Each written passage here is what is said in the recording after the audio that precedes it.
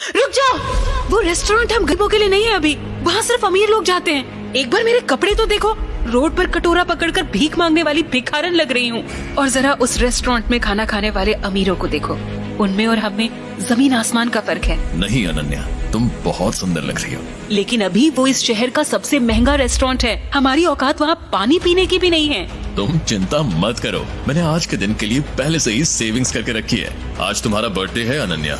तुमने दिन रात ऑर्डर्स डिलीवर करके ये पैसे जोड़े हैं अभी, मैं तुम्हें एक दिन में ये सारे पैसे नहीं उड़ाने दूंगी। अनन्या प्लीज, ये सब तुम मुझ पर छोड़ दो। इतना कहकर अभिनव उस महंगे रेस्टोरेंट के अंदर चला गया। अनन्या अभिनव को रोकने के लिए उसके पीछे पीछे भागी और जल्दी जल्दी में एक अमीर आदमी से टकरा गई और उस अमीर आदमी के महंगे सूट पर वाइन गिर गई।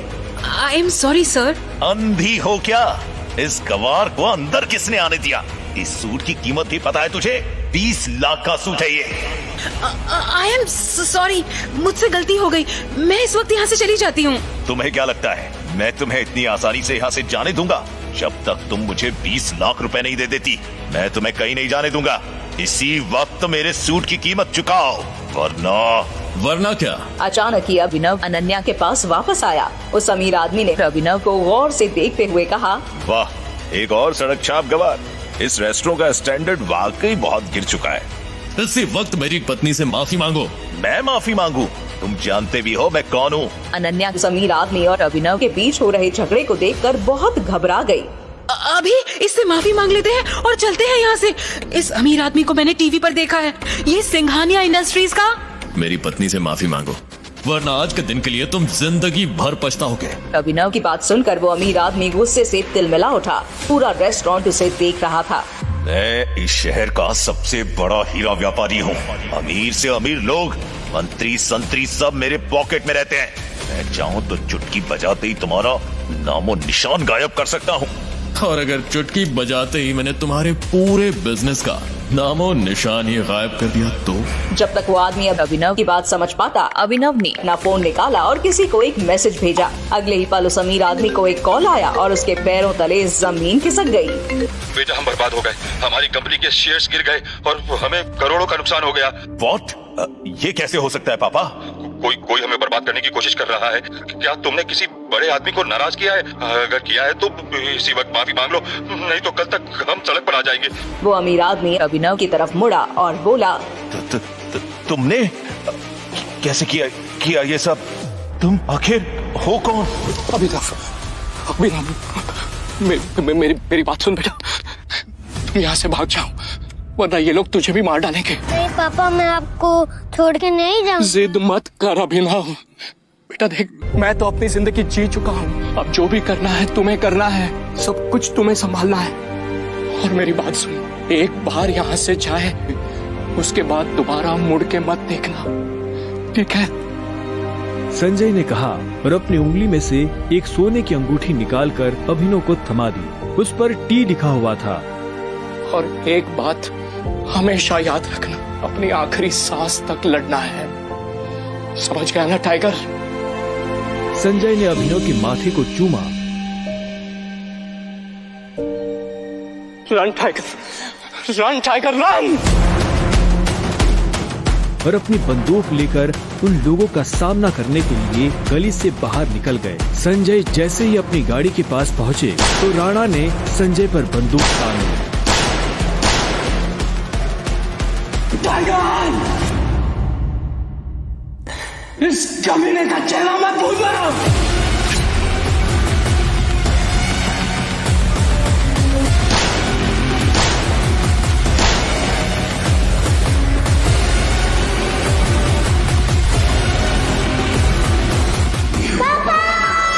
अभिनव चिल्लाया और अचानक से उसकी नींद खुल गई। पसीने में तरबतर अभिनव अपने बिस्तर पर उठकर बैठ गया और गहरी सांसें लेने लगा। 18 साल, पिछले 18 सालों से ये सपना इसी तरह से अभिनव को परेशान कर रहा था। अभिनव ने पहले अपनी उंगली में पहनी उस अंगूठी को देखा और फिर बाथरूम की तरफ बढ़ने लगा।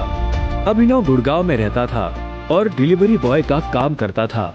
हालांकि इस काम में उसका मन नहीं लगता था, लेकिन अनाथ आश्रम से निकलने के बाद उसके पास ये करने के अलावा और कोई चारा नहीं था। 18 साल की उम्र में उसने अपना खर्च खुद उठाना शुरू कर दिया था। उसकी जिंदगी में बस एक ही खुशी थी, उसकी गर्लफ्रेंड वैभवी। जब भी वो वैभवी को देखता तो अपने सारे दुख भूल जाता था और आज तो वैभवी का जन्मदिन था, इसलिए अभिनव जल्द से जल्द उससे मिलना चाहता था। अंकल ये केक कितने का है? 600 गए। और ये पेस्ट्री? वो 60 गए। एक दे दीजिए। असल में अभिनव और वैभवी ने ये तय किया था कि वो पैसे जोड़कर अपने लिए किराए का एक बड़ा घर लेंगे, इसलिए वो पैसे वेस्ट नहीं करना चाहते थे। Thank you. Thank you. कुछ देर के बाद जब वो वैभवी के घर के बाहर पहुंचा तो उसने देखा वहाँ काफी रंगीन लाइट्स जल रही थी और वहाँ से तेज म्यूजिक की आवाज आ रही थी।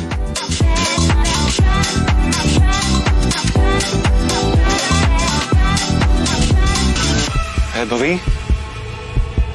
ये सब क्या है? ये कौन है वैभवी? देख नहीं रही है, डिलीवरी बॉय है। पर हम तो केक मंगवा चुके थे ना, फिर तूने पेस्ट्री क्यों मंगवाई? ओह, याद आया, ये तो वही डिलीवरी बॉय है ना जिसको तू डेट कर रही थी।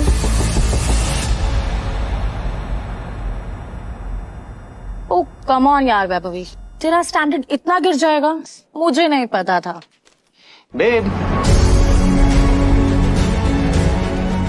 Happy birthday babe.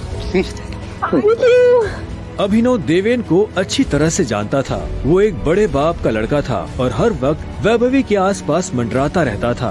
देवेन को यहाँ देखते ही अभिनव का दिमाग खराब हो गया।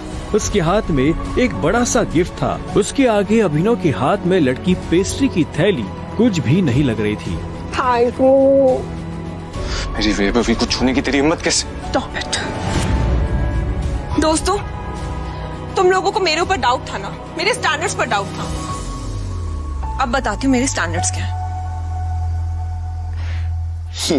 मैं तुमसे ब्रेकअप कर रही हूँ। और नहीं तो क्या, बेचारी कब तक तुझ जैसे गरीब के साथ ऐसी आधी पेस्ट्री खाती रहेगी। साला तेरी हिम्मत कैसे? तो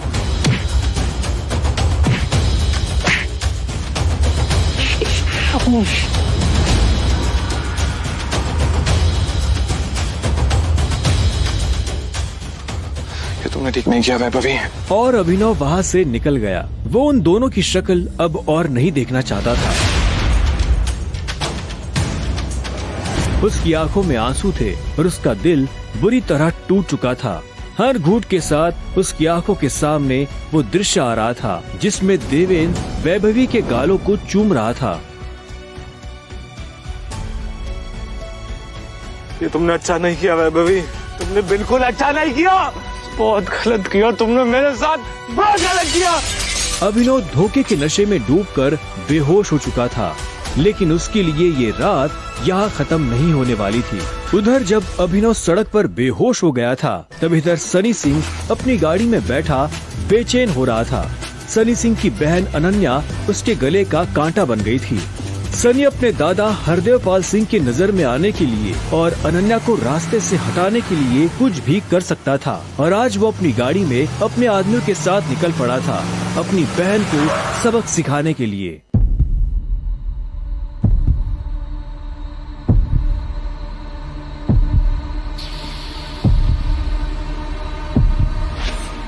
जल्दी करो, गाड़ी में डालो इसे। सुबह होने से पहले अगर हमने इसको अनन्या के कमरे में नहीं डाला तो ऐसा मौका दोबारा नहीं मिलेगा। Quick quick.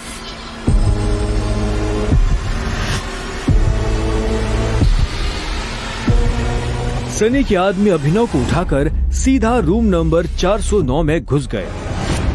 इसके कपड़े उतारो और बेड पे लिटाओ उसको। कपड़े उतारो इसका। उन्होंने अभिनव को बहुत आहिस्ते से उस बिस्तर पर लेटा दिया। वहाँ पहले से सनी की बहन अनन्या सोई हुई थी। सुबह जब अभिनव ने करवट बदली तो उसका हाथ एक नरम हाथ से टकरा गया। अभिनव की नींद टूटी और उसने देखा कि वो एक अनजान लड़की के बगल में लेटा हुआ था।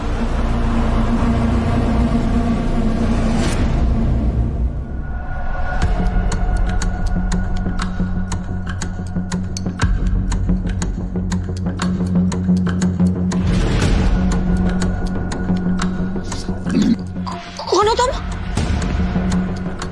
मेरे कमरे में क्या कर रहे हो? तुमने मेरे साथ क्या किया?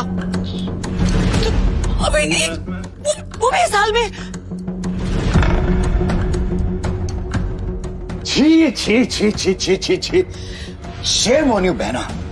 मुझे तो तुम्हारे कैरेक्टर पर हमेशा से डाउट था। इतनी बार मैंने दादाजी को समझाया, बोला, पर हर बार बोले मेरी अनन्या ऐसा नहीं कर सकती। लो, कर दिया तुम्हारी अनन्या ने ऐसा।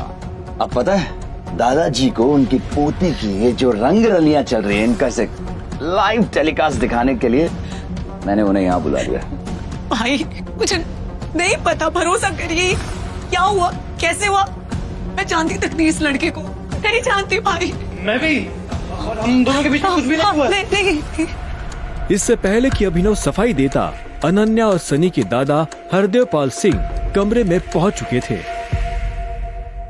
उनके पहनावे से समझ आ रहा था कि वो बहुत अमीर आदमी थे। अनन्या को इस हाल में देख उनकी आंखें गुस्से में लाल हो गई थी। मुझे तुमसे ये उम्मीद नहीं थी। दादाजी, आप जैसा सोच रहे वैसा बिल्कुल नहीं है।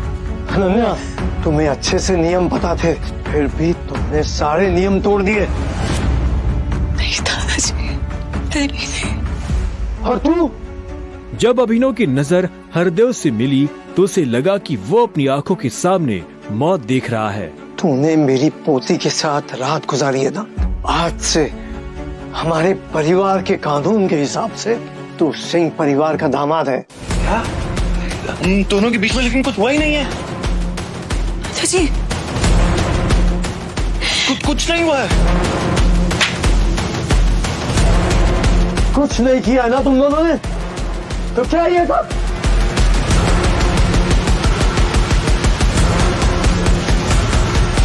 इससे पहले कि अभिनव कुछ समझे, हरदेव के आदमियों ने उसे मारना शुरू कर दिया था। अभिनव हरदेव की उम्र का लिहाज कर रहा था, इसलिए उसने अपने आप को रोक लिया था। अनन्या, इसे हॉस्पिटल भेज देना ताकि शाम को अकरम की पार्टी में आने के लिए ठीक ठाक से तैयार हो जाए। और याद रखना, मुझे शाम को अकरम की पार्टी में ये तुम्हारे साथ जरूर नजर आना चाहिए।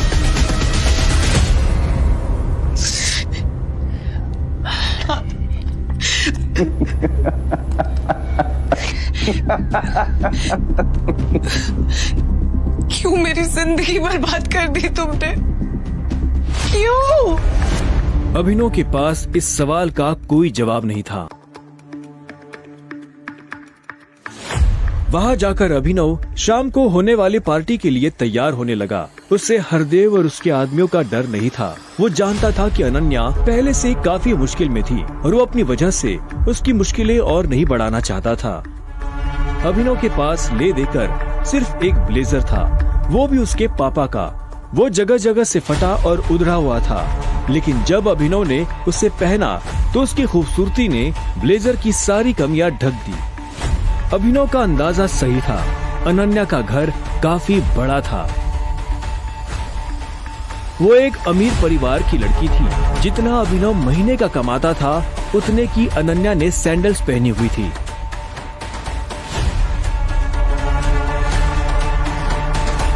अनन्या की आंखों में दिख रहा था कि वो अभिनव से कितनी नफरत करती थी। अभिनव भी पार्टी में इतने बड़े लोगों के बीच जाने से घबरा रहा था। उसी घबराहट में उसने कब अपने पापा की अंगूठी को उंगली में गोल गोल घुमाना शुरू कर दिया, उसे पता ही नहीं चला।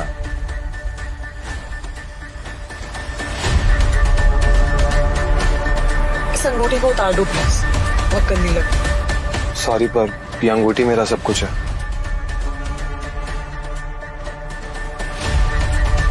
अकरम का घर किले जैसा था, जिसके चारों तरफ बाउंसर्स बंदूकें लिए खड़े थे। जैसे ही अनन्या और अभिनव अंदर आए तो इतने में उसकी नजर देवेन से टकरा गई। तुम यहाँ क्या कर रहा है साले? कैसे मैं हंसकर? अनन्या, पागल हो गई हो तुम? इस सड़क छाप में ऐसा क्या देख लिया किससे शादी कर ली? जुबान संभाल के बात कर, नहीं तो क्या कर लेगा तू? बोलना, क्या कर लेगा?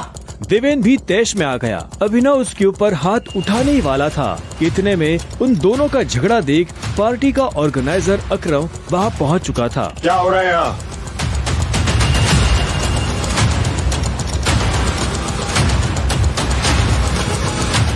अकरम सर, देखें इस आदमी को, ये क्रिमिनल है, जबरदस्ती आपकी पार्टी में घुसाया।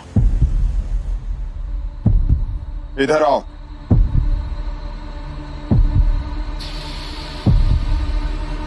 कौन हो तुम और यहाँ कैसे आए? एक्चुअली ये मेरे पति है। अकरम को अनन्या की बात पर विश्वास नहीं हुआ। तुम इस पार्टी में इनवाइटेड नहीं हो। इससे पहले कि मैं पुलिस को बुलाऊं, चले जाओ यहाँ से। Thank you Akram sir. और अनन्या, तुम भी इससे दूर हो, साला गरीब कहीं का। रुको।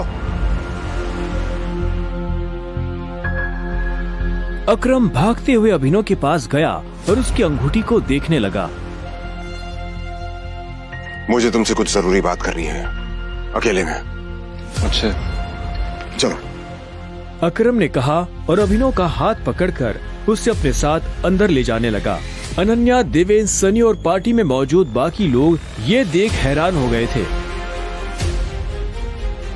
कुछ देर बाद जब वो अकरम के कमरे में पहुंच गए तो अकरम ने दरवाजा बंद किया और अभिनव के पास आकर बोला, मैं तुम्हारी ये अंगूठी देखना चाहता हूँ। क्यों? करो बात, मैं ऐसे मांगने वाला नहीं हूँ, बस मुझे इसमें कुछ देखना है, प्लीज।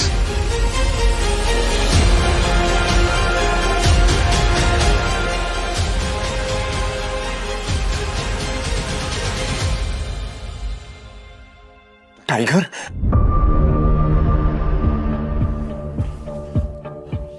टाइगर? अभिनव ने अकरम के मुंह से ये शब्द सुना तो वो हैरान हो गया। उसे अचानक से अपने पिता के वो आखिरी शब्द याद आ गए जो उन्होंने अभिनव से विदा लेते हुए कह दिए थे। Run tiger, run tiger run. लेकिन अभिनव हैरान था, उससे समझ नहीं आ रहा था कि अकरम ये सब कैसे जानता था। आखिरकार मैंने तुम्हें ढूंढ ही लिया टाइगर। टाइगर? हाँ, पिछले 18 सालों से मैं तुम्हें ढूंढने की कोशिश कर रहा हूं। तुम हमारे टाइगर हो, हमारी हजारों करोड़ों की एम्पायर के वारिस, जिसे हम 3 दोस्तों ने मिलकर शुरू किया था। मैं, तुम्हारे पापा संजय गढ़वाल और राणा अग्निहोत्री। वो देखो। इतना कहते ही अकरम ने दीवार पर टंगी एक तस्वीर की तरफ इशारा कर दिया जिसमें संजय, अकरम और राणा तीनों मौजूद थे। राणा को देख अभिनव को झटका लगा। उसकी आंखों के सामने वो सपना फिर से हरा हो गया जो वो हर सुबह देखकर उठता था। उस रात अभिनव के पिता को जिस आदमी ने गोली मारी थी वो राणा था। दोस्त होने के बावजूद राणा ने अभिनव के पिता के साथ गद्दारी की थी। अभिनव की आंखें चिंगारी सी लाल हो गई। क्या हुआ? तुम इतना गुस्से में क्यों? नहीं, मैं ठीक हूँ। आप मुझसे कुछ कहना चाहते थे? हाँ, तो मैं तुम्हें हमारी कंपनी द माफिया किंग के बारे में कुछ बताने वाला था, जिसे हम 3 दोस्तों ने मिलकर खड़ा किया था। द माफिया किंग, जिसके नाम से पॉलिटिशियन, सेलिब्रिटीज, इस देश का सबसे बड़ा आदमी भी कांपता था।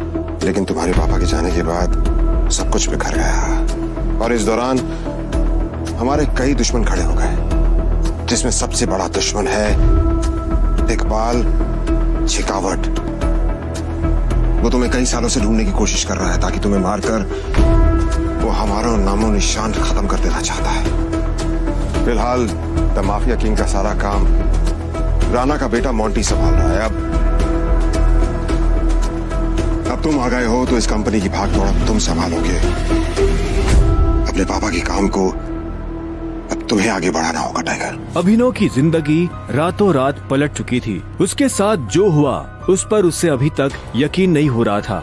उसके हाथ में अपने पिता की तस्वीर थी, लेकिन उस तस्वीर में वो गुस्से से भरी निगाहों से राणा को देख रहा था। अगर उसका बस चलता तो वो अभी की अभी राणा का सर काटकर अपने पिता की मौत का बदला ले लेता। मैं तुमसे पूछना ही भूल गया, इतने सालों तक तुम थे कहाँ थे तुम? पापा के जाने के बाद मैं एक अनाथ आश्रम में पला बढ़ा। कई सालों के बाद वहां से निकला, काम करने लगा ताकि पढ़ाई के लिए पैसे जोड़ सकूं। लेकिन इस दौरान आप लोगों ने मुझे ढूंढा क्यों नहीं? टाइगर, ऐसा नहीं है कि मैंने तुम्हें ढूंढने की कोशिश नहीं की। जैसे कि मैंने तुम्हें बताया कि तुम्हारे पापा के जाने के बाद माफिया वर्ल्ड में अफरा तफरी मच गई थी। हम उसे भी संभाल रहे थे और तुम्हें भी ढूंढने की कोशिश कर रहे थे, लेकिन वक्त के साथ साथ तुम्हारा चेहरा भी बदल रहा था, इसलिए तुम्हें ढूंढने में बहुत मुश्किल हो रही थी। फिलहाल अब तुम मिल गए हो। अब तुम्हें देखकर मोंटी और बाकी सब लोग बहुत खुश होंगे। मोंटी का नाम सुनते ही अभिनव को गुस्सा आ गया था। मोंटी एक गद्दार का बेटा था। अभिनव ना तो उस गद्दार के बेटे से मिलना चाहता था और ना ही बात करना चाहता था। लेकिन पापा ने तो मुझे कभी इस माफिया ग्रुप के बारे में कुछ बताया ही नहीं है। वो चाहते तो मुझे बता भी सकते थे। तब तुम बहुत छोटे थे, शायद इसीलिए संजय ने तुम्हें इन सब चीजों से दूर रखा। लेकिन मेरा यकीन मानो, मैंने तुम्हें ढूंढने की बहुत कोशिश की। अब तुम मिल गए हो तो मुरझाया हुआ द माफिया किंग फिर से जिंदा हो जाएगा। चीयर्स। अभिनव के मन में कई सारे सवाल उठ रहे थे। उसे समझ नहीं आ रहा था कि राणा का राज अकरम और बाकी लोगों को पता क्यों नहीं चला और क्यों एक गद्दार का बेटा अभिनव की गद्दी पर बैठा हुआ था। इससे पहले कि अभिनव अपने आप को कोई जवाब दे पाता, अकरम उसके पास आया और उसने अभिनव को 50 करोड़ रुपए का एक चेक थमा दिया। ये लो, इसे रख लो। जब तक तुम टाइगर की पोजीशन नहीं पा लेते तब तक तुम्हें इसकी जरूरत पड़ेगी। अभिनव ने अकरम के हाथ से चेक लिया और उसे देखने लगा। उसकी जिंदगी पलट तो गई थी, लेकिन अभी भी ऐसे कई सवाल थे जिनके जवाब उसे नहीं मिले थे। एक बात और, तुम्हारी असली पहचान के बारे में फिलहाल किसी को कुछ पता नहीं लगना चाहिए। इसलिए अभी तक जैसे जीते आए थे वैसे ही जीते रहना, समझे? अभिनव ने हाँ में सिर हिलाया और दोनों कमरे से बाहर आ गए। इधर अनन्या चिंता भरी निगाहों से उस कमरे के दरवाजे को देख रही थी जिसमें अभिनव और अकरम थे। वो ये जानने के लिए बेताब थी कि उन दोनों के बीच अंदर क्या बात हो रही थी और अभिनव को आने में इतनी देर क्यों लग रही थी। लगता है आज अभिनव अपनी दवा चखेगा। ऐसे कितने दुख की बात है ना, शादी के बाद बेचारा ऐश करने से पहले ही मर जाएगा। ये सुन अनन्या को झटका लगा। वो जानती थी कि अकरम के लिए किसी को मारना कोई बड़ी बात नहीं थी। अकरम सर जैसे गटर के चूहों को बर्दाश्त नहीं करते हैं, साफ कर देते हैं। देखना ये भी नहीं बचेगा। इसे कहते हैं शादी करके मर गया, वो बात सच हो जाएगी। ये अनन्या को ये सुनकर बुरा लगा। कोई इंसान किसी दूसरे इंसान की मौत पर खुश कैसे हो सकता था? प्लीज एटलीस्ट उसके बारे में इस तरह से बात तो मत करो। तो कैसी बातें करें? जिसके जैसे लक्षण होते हैं ना, उसके बारे में वैसी ही बातें होंगी। देवेन सही कह रही है वो, बिल्कुल ठीक कह रही हो। हमें उसके बारे में ऐसे बात नहीं करनी चाहिए। वैसे भी मेरे दादाजी ने कहा था कि मरे हुए लोगों के बारे में ना गलत बात नहीं करनी चाहिए।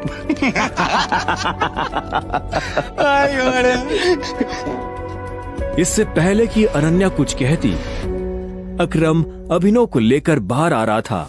अभिनव के बदन पर एक छोटी सी खरोच भी नजर नहीं आ रही थी। जब देवेन और सनी ने ये देखा तो उनका मुंह हैरानी के मारे खुला का खुला रह गया। इसे देखकर तो लग ही नहीं रहा है कि अकरम सर ने इसे हाथ भी लगाया है। वैसे जितनी देर तक ये दोनों कमरे के अंदर थे, अब तक तो इसकी नाक टूटी हुई होनी चाहिए थी, पर ये तो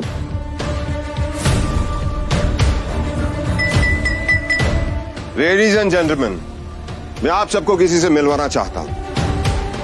ये अभिनव, मेरे सबसे पुराने ड्राइवर का बेटा, मेरी ये बहुत अजीज है। ये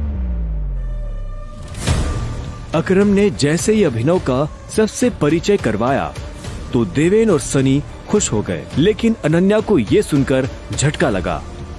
एंजॉय द पार्टी प्लीज। इतने में अकरम ने कहा और अभिनव को अकेला छोड़ बाकी लोगों से मिलने के लिए निकल गया। देवेन और सनी को अभी तक समझ नहीं आ रहा था कि अकरम अभिनव को इतना भाव क्यों दे रहा था। अभिनव को इस बात से कोई लेना देना नहीं था कि सनी और देवेन उसके बारे में क्या सोच रहे थे। उसकी आंखों के सामने बस रह रहकर अपने पिता की शक्ल आ रही थी। उसे वो रात याद आ रही थी जिस रात को राणा ने संजय को गोली मारी थी। अभिनव को ये भी याद आया कि उसे खुद भी गोली लगी थी, लेकिन उसकी किस्मत अच्छी होने की वजह से वो बच गया था।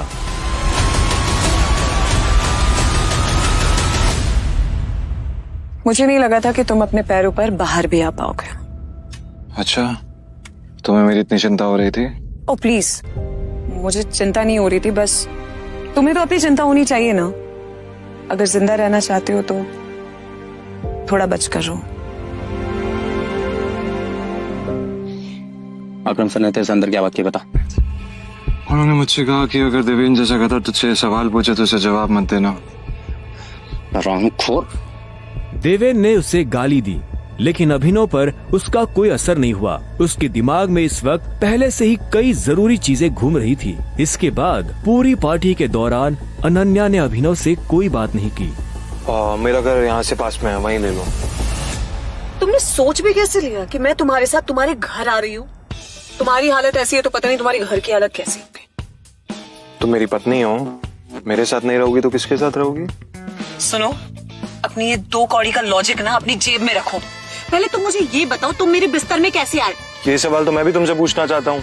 अच्छी बात है, लेकिन मैं तुम्हारे साथ तुम्हारे घर रहने नहीं आ रही हूँ, मैं अपने घर जा रही हूँ, ठीक है?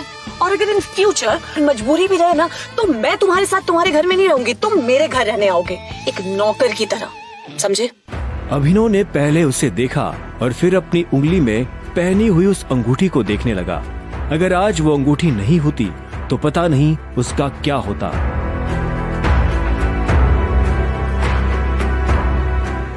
अगली सुबह जब अभिनव का अलार्म बजा, तब वो फिर से वही सपना देख रहा था। अलार्म की आवाज सुन वो झटके से उठा और अपने बिस्तर पर बैठ गया। उसने उठते ही मन ही मन सबसे पहले अकरम को धन्यवाद दिया, जिसने उसके पिता की कंपनी को इतने सालों बाद भी जिंदा रखा, लेकिन साथ ही उसे अपने पिता को खोने का मलाल भी था। इसी ख्याल के साथ अभिनव बिस्तर से उठा और अपने काम पर जाने के लिए तैयार होने लगा। अकरम के हिसाब से उसकी डिलीवरी बॉय की जॉब उससे अपनी पहचान छुपाने में काफी मदद कर सकती थी। अभिनव ने अपनी जेब में अकरम का दिया हुआ चेक डाला और घर से निकल गया। 1 घंटे बाद जब वो अपनी बाइक से ऑफिस आया और कॉरिडोर में चलने लगा, तो उसे पीछे से आवाज आई, ए डिलीवरी बॉय। यह आवाज उसके साथ काम करने वाले हरीश की थी। उसे ऑफिस में अपना काम करने की नहीं, अभिनव को चिढ़ाने की तनख्वाह मिलती थी। क्या हुआ, कुछ काम है? मुझे देर हो रही है। हाँ, अबे तुझे किसी मीटिंग में जाना है, बॉस तुझे बुला रहा है। और भाई, कल तू कहाँ चला गया था बिना बताए? अपने बाप की बारात में गया था क्या? ये सुन अभिनव की नसें गुस्से में फटने को आई थी। वो चाहता तो अभी हरीश के सारे दांत एक मुक्के में अलग कर सकता था, लेकिन उसने अपने आप को शांत किया और उसकी बात का जवाब दिए बिना अपने बॉस के कैबिन की तरफ बढ़ने लगा। Good morning sir. ऐसा क्या है गुड इस मॉर्निंग में? अभिनव के पास इस सवाल का कोई जवाब नहीं था। ऐसे में उसके बॉस ने आगे कहा, कल तुम बिना बताए चले कैसे गए? अभिनव के पास इस बात का भी कोई जवाब नहीं था। वो चाहता तो अपने बॉस को कोई बहाना बनाकर टाल सकता था, लेकिन अभिनव झूठ नहीं बोलना चाहता था। कल इतनी सारी डिलीवरी थी, तुम्हारी वजह से हमारा कितना नुकसान हुआ तुम्हें पता है? पर सर मुझे महीने में कैजुअल लीव तो मिलती है, तो शट अप! काम तो तुमसे होता नहीं है, बस बहस करने चले आते हो। ये कंपनी तुम्हारे बाप की है। ये सुनते ही अभिनव का पारा गर्म हो गया था। उसने गुस्से में अपनी मुट्ठी भींच ली और घूरते हुए अपने बॉस को देखने लगा। घूर क्या रहा है? अपना सामान बांध और निकल यहाँ से। You are fired! अभिनव को ये सुनकर झटका नहीं लगा। असल में वो जानता था कि उसके साथ ऐसा कुछ बहुत जल्दी हो सकता था। उसका बॉस और देवेंद्र एक दूसरे को बहुत अच्छी तरह से जानते थे। कल पार्टी में अभिनव ने देवेंद्र को जिस तरह से जवाब दिया, उन्होंने मुझसे कहा कि अगर देवेंद्र जैसा कहता तुझसे सवाल पूछे तो उसे जवाब मत देना। उससे उसे समझ आ गया था कि आज नहीं तो कल ये होकर रहेगा। ठीक है, कोई बात नहीं, मैं चला जाता हूँ। जो मैंने पूरा महीना काम किया है उसकी सैलरी दे दीजिए। सैलरी? तेरी वजह से हमारा जो नुकसान हुआ उसकी भरपाई अगर मैं तेरी सैलरी से भी करूँ ना, तो भी तुम्हें अपनी जेब से 10,000 रुपए देने पड़ेंगे। शुक्र मना कि वो मैं तुझसे नहीं मांग रहा, इसलिए चुपचाप निकल यहाँ से। क्या बोल रहे हो सर आप? क्या मेरे एक दिन आने में आपका 25,000 का नुकसान हो गया? मैं तब तक यहाँ से नहीं जाऊंगा जब तक मुझे मेरी सैलरी नहीं मिल जाएगी। सैलरी दीजिए। सैलरी? रुक, अभी देता हूँ तुझे तेरी सैलरी। उसके बॉस ने कहा और टेबल पर रखी घंटी बजा दी।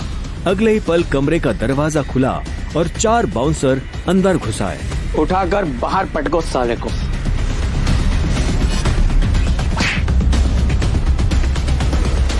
बॉस के मुंह से ये सुनते ही वो चारों अभिनव पर धावा बोलने के लिए टूट पड़े, लेकिन इससे पहले उनमें से कोई अभिनव पर हमला कर पाता, अभिनव ने उन्हें पटकनी दे दी थी। उसने किसी का हाथ तोड़ा तो किसी का पाँव, किसी के पेट में मुक्का मारा तो किसी के पेट पर लात। देखते ही देखते बॉस के सारे आदमी ढेर हो गए थे। बॉस ये देख भौचक्का रह गया था। अभिनव अब सीधा बॉस के पास आया और उसकी गर्दन पकड़कर बोला। बॉस ने घबराहट में अपने ड्रॉर से कैश निकाला और कांपते हाथों से अभिनव को थमा दिया। अभिनव ने कैश देखा और बॉस की गर्दन छोड़ वहाँ से बाहर निकलने लगा। इससे पहले कि वो बाहर आता, उसने बॉस की आंखों में देखा और बोला, और एक बात याद रखना, अगर आज के बाद किसी के बाप पे गया ना तो गर्दन तेरी होगी, पंजा मेरा।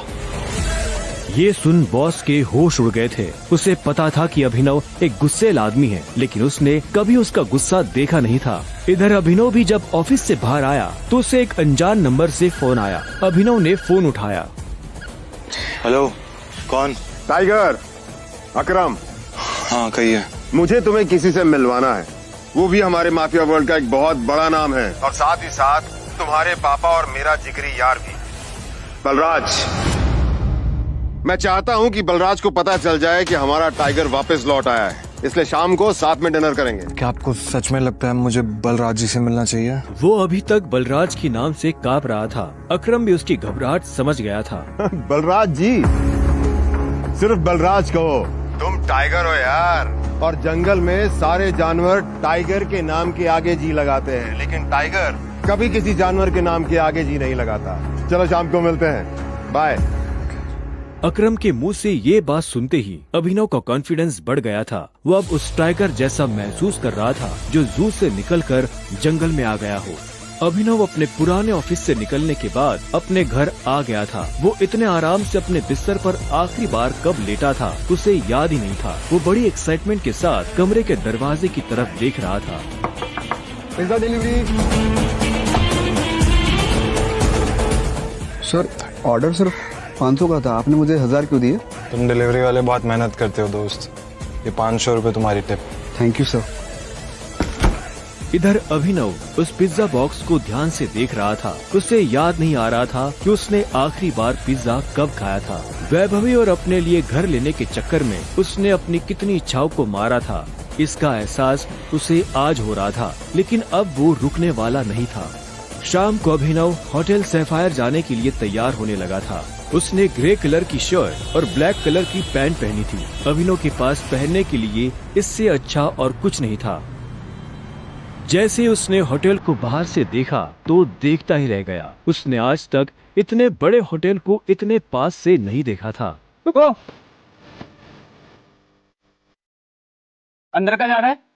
अंदर ही जा रहा हूँ, क्या दिक्कत है? अंदर जाना है तुझे? तुझे क्या लगता है कि मैं तुझे अंदर जाने दूंगा? क्यों नहीं जा सकता मैं अंदर? अभिनव समझ गया था कि चीफ सिक्योरिटी ऑफिसर उसके कपड़े देखकर उसे जज कर रहा था। सुन, मैं तेरे जैसे लोगों को बहुत अच्छे से जानता हूँ, फालतू का तमाशा मत कर, निकल यहाँ से। कैसे जानता है तू मुझे? रिश्तेदार है मेरा, जब मैं अंदर जाने के लिए आया हूँ तो वापस क्यों जाऊंगा? ये होटल क्या तेरे बाप की है? बोलना। ये सुनते ही अभिनव का माथा गर्म हो गया, लेकिन उसने गुस्से में कुछ नहीं किया। वो शांत रहा ताकि लोगों का ध्यान उसकी तरफ ना जाए। अभिनव 2 कदम पीछे हटा और उसने फोन निकालकर अकरम को फोन मिला दिया। हाँ टाइगर, कहाँ पहुँचे? मैं ये होटल की एंट्री पे हूँ अकरम। हमारा टेबल नंबर क्या है? Table number? अरे मैं इस होटल का मालिक हूँ, मुझे टेबल बुक करने की जरूरत नहीं है। तुम अंदर जाओ, आराम से बैठो, बस मैं पहुँचने ही वाला हूँ। मैं अंदर नहीं जा पा रहा हूँ, यहाँ पे कोई ये सिक्योरिटी वाला खड़ा है, वो कह रहा है कि मेरे जैसे इंसानों को अंदर नहीं जाने देता है। कौन है ये कथा? तुम एक काम करो, बस 10 मिनट में मैं पहुँचने वाला, तुम वेट करो, ठीक है? और ये इस ऑफिसर की वजह से मैं तुमसे माफी मांगता हूँ। ठीक, नहीं कोई बात नहीं। क्यों, बहुत हीरो बन रहा था ना? मैंने कहा था मैं तुझे अंदर जाने नहीं दूंगा। अगर प्रधानमंत्री को भी कॉल करेगा ना तब भी नहीं, समझा? चल निकल यहाँ से। अरे वो देखो तुम्हारा निठल्ला एक्स। आजा मजे लेते इसके।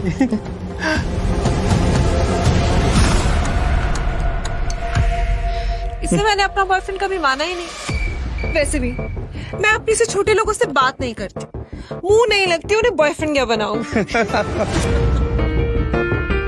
तुम छोटे आदमी के मुंह नहीं लगती होगी, लेकिन ये छोटा आदमी तुम्हें एक सलाह देना चाहता है। इंसान की पहचान उसकी जुबान से होती है। जुबान संभाल के बात करो, वरना किसी दिन यही जुबान तुम्हारी जान ले लेगी। वाह क्या बात कही है, ताली बजाओ। Very nice. तो फिर तुमसे तुम्हारे पैर क्यों नहीं संभाले गए? यहाँ कैसे चले आए? पिए हुए हो क्या? अकरम ने बुलाया मुझे यहाँ पे। अच्छा, अरे हाँ याद आया, अकरम सर ने उस दिन कहा था तू उनके किसी ड्राइवर का बेटा है, तो यहाँ अपने बाप की जगह ड्राइवर की नौकरी मांगने आया क्या? सही है, लेकिन वो रखेंगे नहीं, तेरे जैसे गरीब को वो ड्राइवर भी नहीं रखेंगे। आए हो मतलब तुम्हें बुलाया नहीं गया? वो उठा के चले आए। भिखारी कहेंगे। आया नहीं हूँ, बुलाया मुझे, अकरम ने बुलाया। मुझे पता ही था ये कोई पागल है। तभी वहाँ एक काले रंग की चमचमाती हुई महंगी सी गाड़ी आकर खड़ी हो गई। सभी पलटकर गाड़ी को देख रहे थे। अकरम गाड़ी से बाहर निकला और उसके साथ एक और आदमी था। वो देखने में लंबा चौड़ा और मजबूत था। वो और कोई नहीं बल्कि बलराज था। वो एक बहुत ही फेमस कपड़ों की कंपनी का मालिक था और साथ ही द माफिया किंग का एक मजबूत पिलर। उसे देख अभिनव की आंखें खुली की खुली रह गई। उसने बलराज के बारे में सुना था। क्या आपको सच में लगता है मुझे बलराज जी से मिलना चाहिए? उसे तस्वीरों में देखा था, लेकिन तस्वीरों में देखने और सामने से देखने में जमीन आसमान का अंतर नजर आ रहा था। उसके मन में ये सवाल उठ रहा था कि आखिर बलराज उससे क्यों मिलना चाहता था। क्या चल रहा है यहाँ? सॉरी सर, लेकिन इस आदमी ने मुझे और कस्टमरों को काफी परेशान किया हुआ है। मैं स्टोर को अंदर जाने से रोक रहा हूँ तो ये यहाँ पे तमाशा कर रहा है। क्या तुम्हारी हिम्मत कैसे हुई इसे चोर कहने की? तुम होते कौन हो इसे अंदर जाने से रोकने वाले? ये होटल तुम्हारे बाप ने खोल रखा है क्या? ये मेरा मेहमान है और तू आज के बाद इस होटल के आसपास भी दिखाई दिया ना तो तेरी टांगे तोड़वा दूंगा। Get lost. Sorry sir.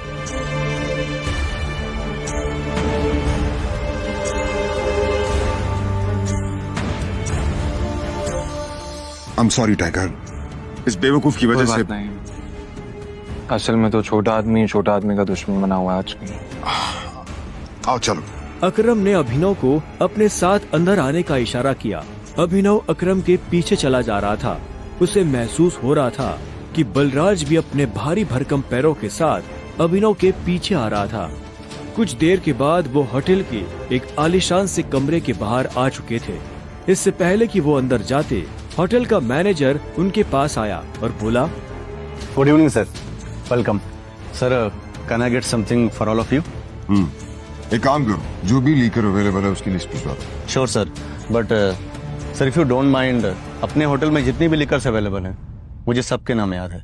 We have tequila which is of 5 lakh rupees, vodka 8 lakh rupees, biscuit 10 lakh rupees and we have gin जो कि 12 लाख रुपए की है। Sir what would you like to have? Great. क्या है कि आज मेरे यहाँ बहुत खास मेहमान आए हैं, तो इसलिए जो सबसे महंगी है वो भिजवा दो और बाकी सब चीजें भी। Sure sir, I will get the best liquor for all of you. Good evening sir. Good evening sir. Akram, hotel तेरा, शराब तेरी, फिर भी तुम्हारा ये मैनेजर तुझे तेरी शराब की रेट क्यों बता रहा था, जबकि तू कोई भी चूज कर सकता है? वो इसलिए मेरे दोस्त क्योंकि मैं दिन देखकर शराब मंगवाता हूं और आज का दिन मेरे लिए, इनफैक्ट हम सबकी जिंदगी के लिए बहुत इंपॉर्टेंट दिन है, इसलिए मैंने हम तीनों के लिए महंगी शराब मंगवाई। So let's enjoy. अच्छा। आओ। Okay, let's enjoy. अब तुम्हें यहाँ अपनी पहचान छुपाने की जरूरत नहीं है। ये रूम प्राइवेट भी है और सबसे सेफ भी। बैठो। वो एक आलीशान कमरा था। वो तीनों बैठ गए। तब अभिनव बलराज को बहुत ध्यान से देख रहा था। बलराज, आज मैंने तुम्हें यहाँ एक बहुत इंपॉर्टेंट इन्फॉर्मेशन देने के लिए बुलाया है। हमें संजय का बेटा टाइगर मिल गया है, लेकिन फिलहाल वो अंडरकवर है, इसलिए उससे तुम्हें मैं बाहर नहीं मिलवा सकता था। Sir your snacks and drink.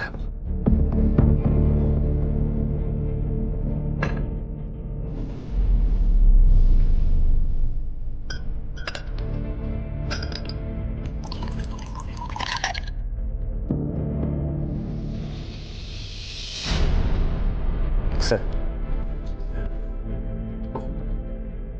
Sure. Cheers. Cheers.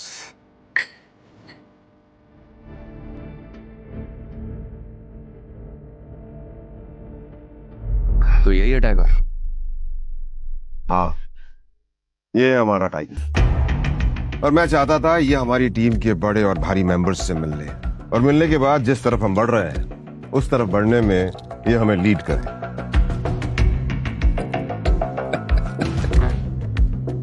माफ करना दोस्त, पर मुझे थोड़ी हंसी आ रही है. वो क्या है ना, सब कुछ तो तू ही बोल रहा है.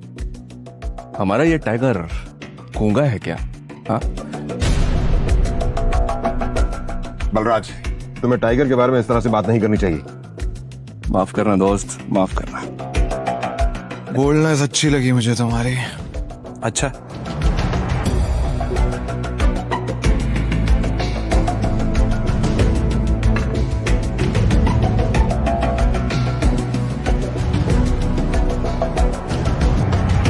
हो गए तुम बॉस, लेकिन ये मत भूलना तुम किसके सामने बैठे हो. टाइगर हूं मैं. टाइगर ना ही चुप रहता है, ना ही धीरे बोलता है. टाइगर सीधा धाड़ता है.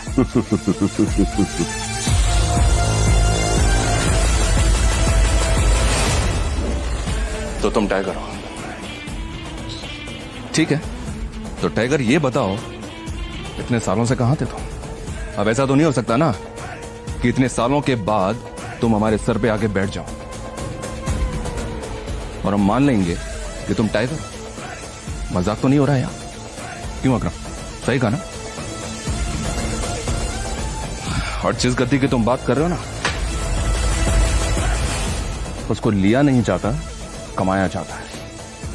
आई बात समझ में? अच्छे से जानता हूं, छीनना मेरे खून में भी नहीं है. मैं इतने सालों से कहां गायब था, क्या कर रहा था, ये सब समझाने का तो हमारे पास टाइम नहीं है शायद. और रही बात कि मैं टाइगर हूं या नहीं हूं, ठीक है, तुम तरीका बताओ, साबित कर दूंगा. शाबाश, ये हुई ना बात. अकरम ने मुस्कुराते हुए अभिनव को देखा.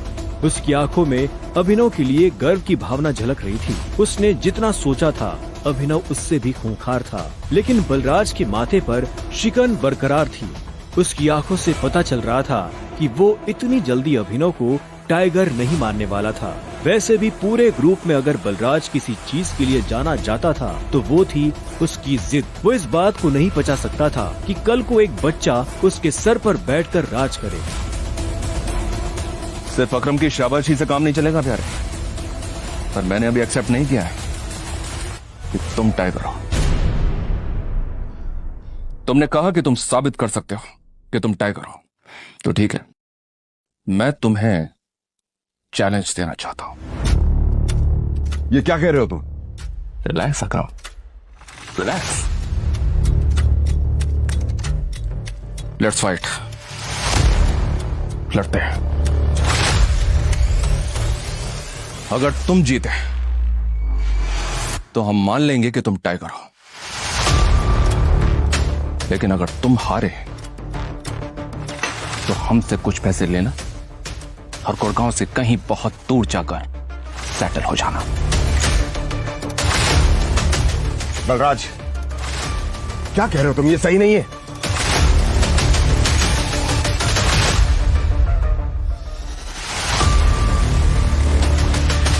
Let's fight. कब करनी है लड़ाई? ये सुनते ही बलराज के चेहरे पर मुस्कान आ गई. अकरम के होश उड़ गए थे. नहीं टाइगर, होल्ड. देखो, तुम्हें किसी को भी कुछ भी साबित करने की जरूरत नहीं है. That's it. अकरम, मैं जो भी कर रहा हूँ अपनी मर्जी से कर रहा हूँ. आज जो बलराज मेरे मुंह पे बोल रहा है, मैं नहीं चाहता कल को कोई ऐरा गहरा मेरी पीठ पीछे बोला है. अकरम ने अभिनव की आंखों में संजय जैसे तेवर देखे तो उसने एक गहरी सांस ली और सब ऊपर वाले के भरोसे छोड़ दिया।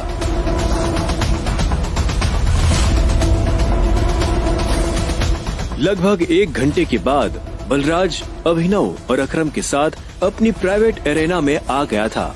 ये वही एरेना थी जहाँ पर बलराज अक्सर लड़ाई किया करता था। उस बड़ी सी एरेना में उन तीनों के अलावा और कोई नहीं था। एक बार फिर सोच लो, मैं आज तक इस रिंग में हारा नहीं। तुम इस रिंग में आज तक इसलिए नहीं आ रहे हो बलराज, क्योंकि तुम्हारा सामना आज से पहले संजय के बेटे टाइगर से नहीं हुआ था। तो अकरम मियां, किस पर दाव लगाओगे? मुझ पर या इस पर? बेवकूफों जैसी बात मत करो। भला टाइगर के होते हुए किसी और पर दाव लगाया जा सकता है क्या? सोच लो, बहुत बुरी तरह पछताओगे। दुनिया हंसेगी तुम पर। मुंह दिखाने लायक नहीं रहोगे। चलो फाइट शुरू करते हैं। अभिनव ने बलराज को ऊपर से नीचे तक देखा। वो देखने में भारी था और अभिनव उसके इसी भारीपन पर वार करने वाला था। दोनों के बीच लड़ाई शुरू हुई। उसने जैसे ही अभिनव पर पहला मुक्का मारा तो अभिनव एक बार को सन्न रह गया। और एक बात हमेशा याद, अपनी आखिरी सांस तक लड़ना है। समझ गया ना टाइगर? ये किसको लेकर आ गए? ये हम पे राज करेगा? हाँ, मैंने कहा था ना कि कोई भी हमारे सर पे आकर बैठ जाएगा और बोलेगा कि मैं टाइगर हूं, और हम मान लेंगे? बिल्कुल नहीं। Come on. उसका मुक्का अभिनव की नाक तोड़ता। उससे पहले ही अभिनव को होश आ गया और उसने अपना सर नीचे झुका लिया। बलराज का मुक्का खाली गया और वो पलटकर अभिनव को देखने लगा। अभिनव गंभीर था। उसे याद आ रहा था कि बचपन से ही उसके पिता संजय ने उसे लड़ना सिखाया था। बलराज को इस बार गुस्सा आया। वो फिर से तेजी से अभिनव की तरफ बढ़ा और अभिनव ने झुक करके उसके पैर पर लात मार दी। बलराज अपने आप को संभाल नहीं पाया। अरे बलराज, सरेंडर कर दो। क्यों अपना रिकॉर्ड खराब कर रहे हो? मैं बाहर किसी से नहीं कहूंगा कि तुम टाइगर से हार गए। बलराज एक के बाद एक अभिनव पर मुक्के बरसाना शुरू कर दिए। अभिनव ने अपने आप को उसके मुक्कों से बचाया।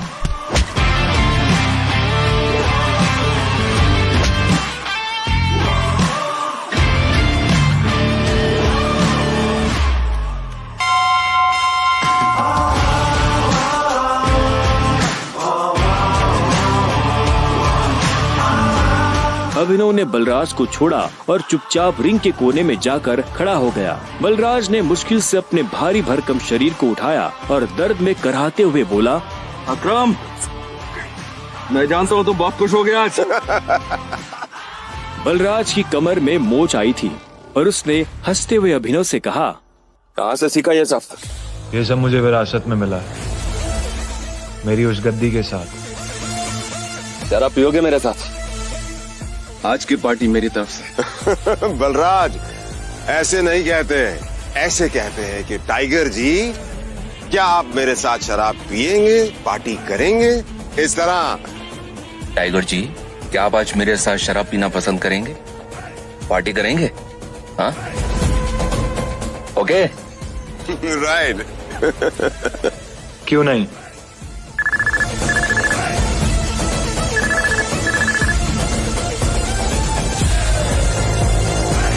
अनन्या, देखो, मेरे मम्मी पापा आ गए हैं। जो कुछ भी हुआ है उन्हें सब पता चल चुका है। वो तुमसे मिलना चाहते हैं तो तुम जहाँ भी हो अभी कभी घर आओ। क्या अभी? हाँ, तो इतनी हैरान होने की जरूरत नहीं है। जो किया अब उसे भुगतो। वैसे अकरम, अकरम, बलराज, अभी तुम लोगों के साथ नहीं चल पाऊंगा। मुझे घर पहुंचना है, मेरे ससुराल, मेरे सास ससुराल ना। ससुराल?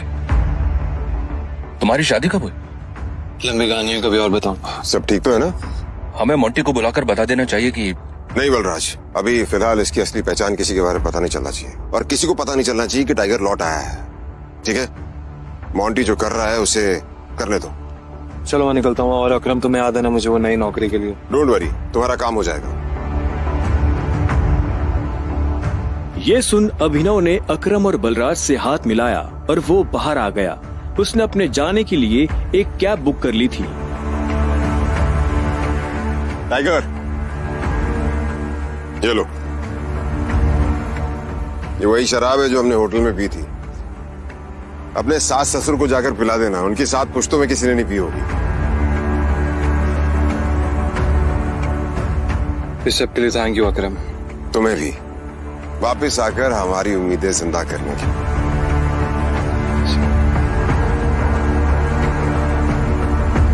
अब आजा कि अंदर रिंग में ही रहेगा। कुछ देर के बाद गाड़ी अनन्या के घर के बाहर आकर रुकी। अभिनव नीचे उतरा और गहरी सांसें लेते हुए घर के अंदर पहुंच गया।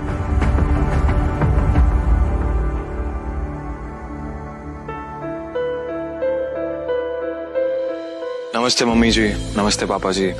ये मैं आप लोगों के लिए लेकर आया था। अरे वाह, क्या बात है, बहुत एक्सपेंसिव है यार। हैं?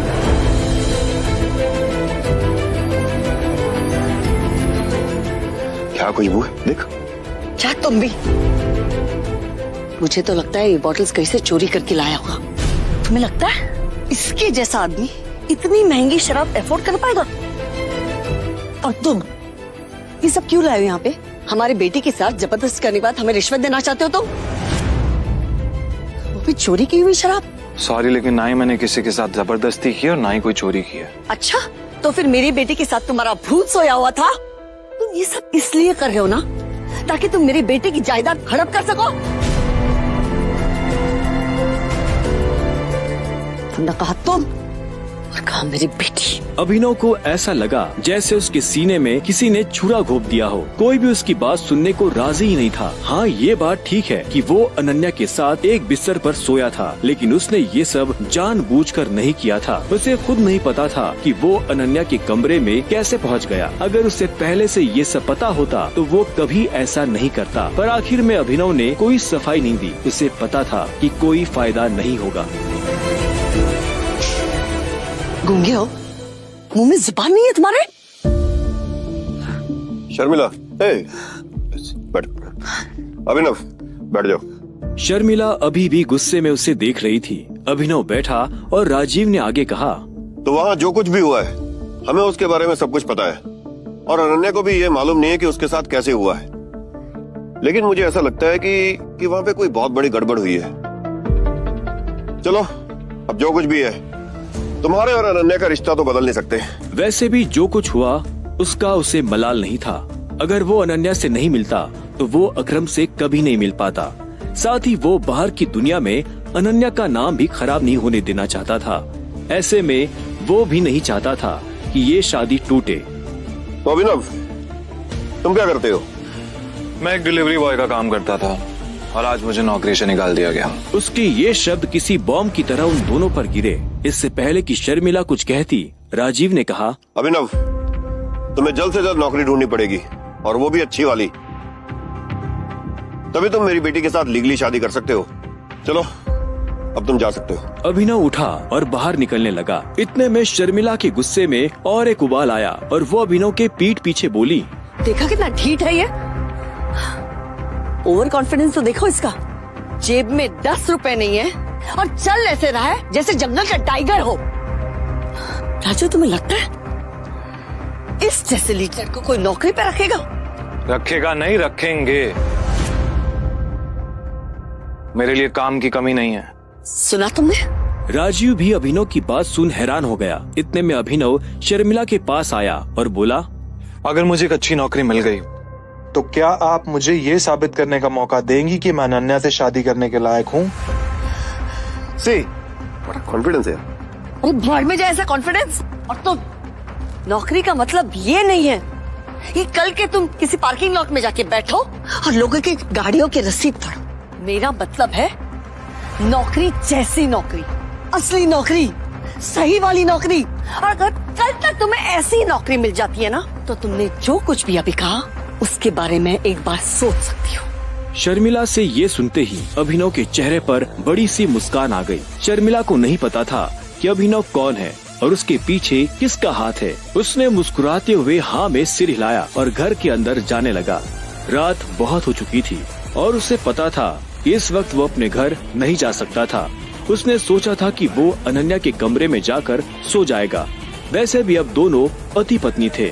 ऐसे में अभिनव जैसे तैसे उस बड़े से घर में अनन्या के कमरे के बाहर पहुंच चुका था।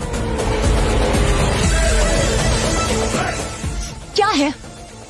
रात बहुत हो गई, मैं अपने घर नहीं जा सकता, मुझे सोने के लिए जगह चाहिए। तो क्या, तुमने मुझे अपने मम्मी पापा से मिलने के लिए बुलाया था ना, तो तुम ही जगह दो सोने की। हेलो, तुम्हें क्या लगता है मैं फिर से तुम्हें अपने कमरे में आने दूंगी? तो मैं और कहाँ जाऊंगा? मुझे नहीं पता, जो करना करो, बट पैर हटाओ वरना मैं तोड़ दूंगी। अभिनव पहले तो नहीं डरा, पर जब दरवाजा उसके पैर को छूने ही वाला था कि उसने अपना पैर पीछे खींच लिया। अनन्या ने दरवाजा बंद किया और दूसरी तरफ से चिल्लाते हुए बोली, नौकरों की जगह ना मालिकों के कमरों में नहीं, घरों के स्टोर रूम्स में होती है। ये सुनते ही अभिनव को बुरा लगा, पर वो कर भी क्या सकता था। उसने बस बंद दरवाजे को देखा और हताशा से अपना सिर हिलाने लगा। अब आगे क्या होने वाला था?